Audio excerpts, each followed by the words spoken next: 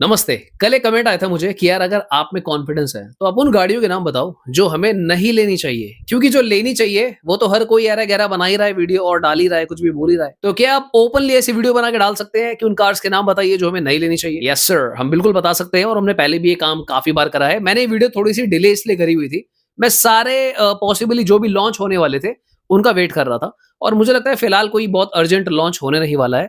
तो उसके हिसाब से मैं आपको बताने वाला हूँ कि वो गाड़ियां जिनको लेने से पहले आपको 100 नहीं 200 बार सोचना है and probably you should not buy this car. उनको आपको खरीदना नहीं चाहिए, क्योंकि अगर आप उनको लेते हो तो आप काफी बुरी तरीके से फंस सकते हो। हाँ, अगर आप देखिए कोई अमीर आदमी है, थोड़े से नोटों की गड्डी हमें देके मारे और इस वीडियो को स्किप कर दीजिए, क्योंकि ये वीडियो उनके लिए है जो बहुत सैक्रिफाइस करके, कॉम्प्रोमाइज करके, मेहनत करके अपना पैसा जोड़कर गाड़ी ला रहे हैं and they need piece of mind rather than just a car. यानी कि उनको सिर्फ गाड़ी नहीं चाहिए, पीस ऑफ माइंड भी चाहिए, यानी कि वो कार संपूर्ण मजे करा पाए। तो चलिए फटाफट से वीडियो को स्टार्ट कर लेते हैं। Let's go. नमस्कार, जय हिंद दोस्तों। आई होप सारे शेयर बढ़िया होंगे। लिस्ट की पहली कार जो मैं आपको सलाह दूंगा आपको नहीं लेनी चाहिए वो होगी रेनो डस्टर 1 लीटर वाली। अब हो सकता है काफी लोगों को ये थोड़ा सा बुरा लगे कि यार डस्टर तो बहुत अच्छी गाड़ी है, डस्टर तो सेफ कार है, क्या लग रही है, वो तो इस गाड़ी से भी बेटर लग रही है, उस गाड़ी से भी बेटर लग रही है। देखिए, बेटर लगना ना सब कुछ नहीं होता है। बेटर तो BMW ऑडी भी लगती है, आप उसको ले तो नहीं आते ना। कई लोग खरीद भी सकते हैं इन गाड़ियों को, बट द प्रॉब्लम इज दोस्तों कि BMW ऑडी सिर्फ खरीदने के लिए नहीं होती है। आपको क्या लगता है लोगों के पास 30-40 लाख रुपए नहीं है? लोगों के पास बहुत पैसे हैं, पर लोगों को भैया पैसे कहीं और भी लगाने हैं, कुछ और इंपॉर्टेंट काम करने हैं।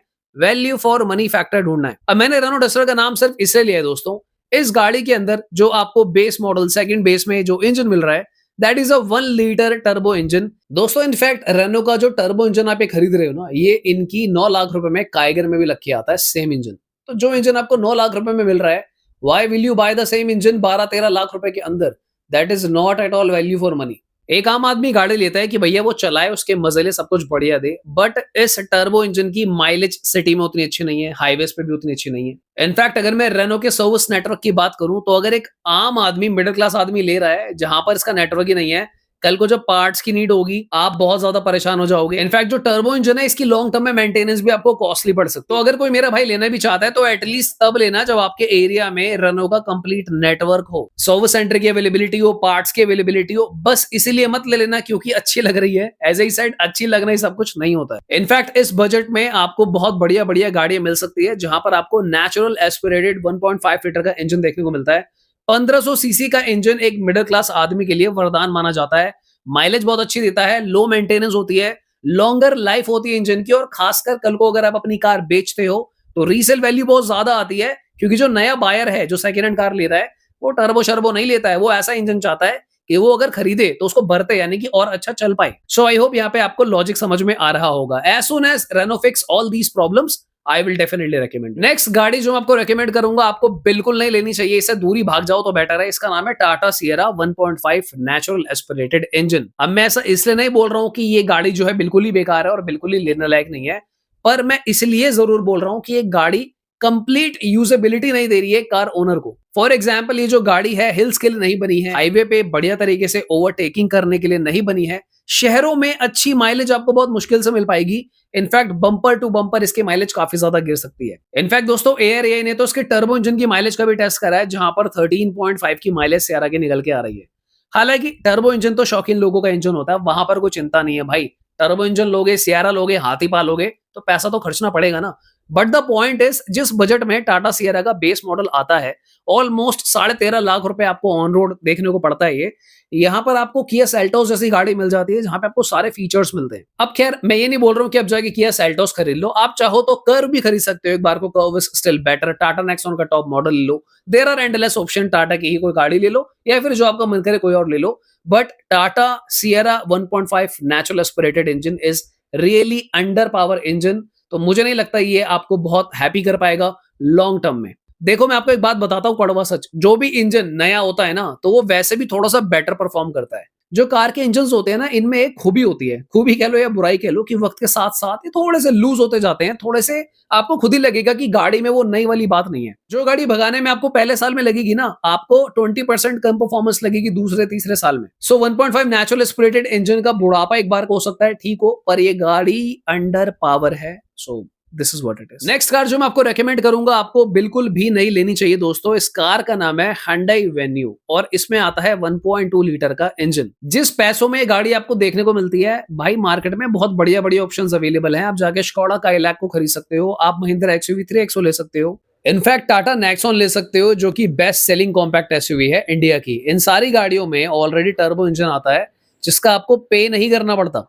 इनफैक्ट अगर आप चाहो मारुति की ब्रेजा खरीद सकते हो। अब दोस्तों यहाँ पर प्रॉब्लम क्या है कि ये जो 1.2 लीटर का इंजन है ना, थोड़ा सा अंडर पावर है इस कार के साइज के हिसाब से। अच्छी बात क्या है कि अब Hyundai ने वेन्यू का प्लेटफॉर्म स्ट्रॉन्ग कर दिया है। प्लेटफॉर्म स्ट्रॉन्ग कर दिया है तो गाड़ी की बिल्ट ओवरऑल हैवी हो गई है। गाड़ी की बिल्ट हैवी हुई है, कार का साइज भी बड़ा हो गया है। अब ये ऑलमोस्ट ब्रेजा के साइज की हो गई है। बट द प्रॉब्लम है ये जो 1.2 लीटर का इंजन है, मैं इसको वैल्यू फॉर मनी इंजन नहीं मानता हूं, बिकॉज लॉन्ग टर्म में ये आपको अंडर पावर लगेगा ही लगेगा। अब देखो गाड़ी में 5 लोग तो बैठते ही है, एसी गर्मियों में चलता ही चलता है, हाईवेज पे लगेज भी होते हैं, वहां पर इंजन आपको काफी अंडर पावर लगेगा। तो क्या ये कार कंप्लीटली वेस्ट है? नहीं, मुझे लगता है कंप्लीटली वेस्ट नहीं है। पर अगर आपका 80% सिटी यूसेज ज्यादा है और 20% हाईवे है, उस केस में आई थिंक आप ये गाड़ी ले सकते हो। अगर आप हिल्स पे जाते हो, वो भी बहुत ही कम जाते हो, तो गियर, पहला गियर दूसरा गियर करते करते ऊपर नीचे मैनेज करके आप इसको हिल पे भी जैसे तैसे चला पाओगे, बट आपका सरदर्द हो सकता है। सो द यूसेज केसेस, अगर आपको Hyundai Venue लेनी है 1.2 लीटर नेचुरल एस्पिरेटेड, तो भैया तभी लेना जब आपका शहरों में ज्यादा चलानी है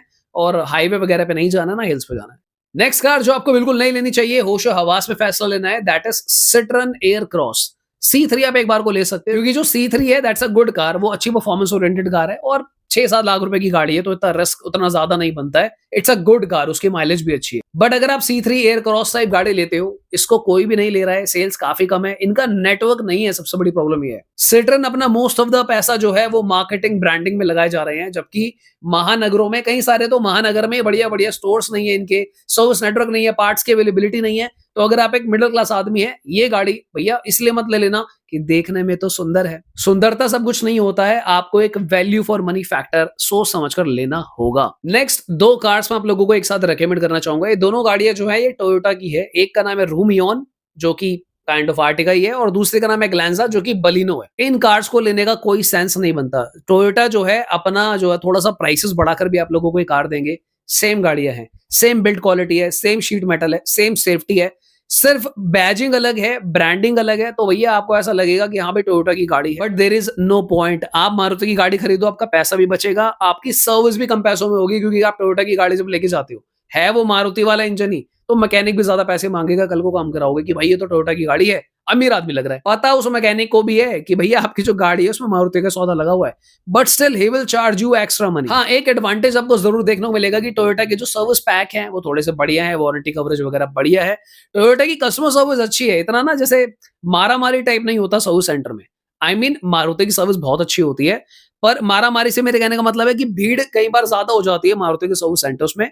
टोयोटा में ऐसा सीन नहीं है, उतना ज्यादा रश, उतनी गाड़ियां नहीं है टोयोटा के पास, तो डिसेंट तरीके से आपकी गाड़ी जो सर्विस हो सकती है, ये एक एडवांटेज है। डिसएडवांटेज मैंने आपको ये बोला, जस्ट बिकॉज बैजिंग चेंज हो रही है, मारुति से टोयोटा हो गया, तो पार्ट की cost, labour cost, service cost, इन पे काफी ज्यादा असर पड़ेगा।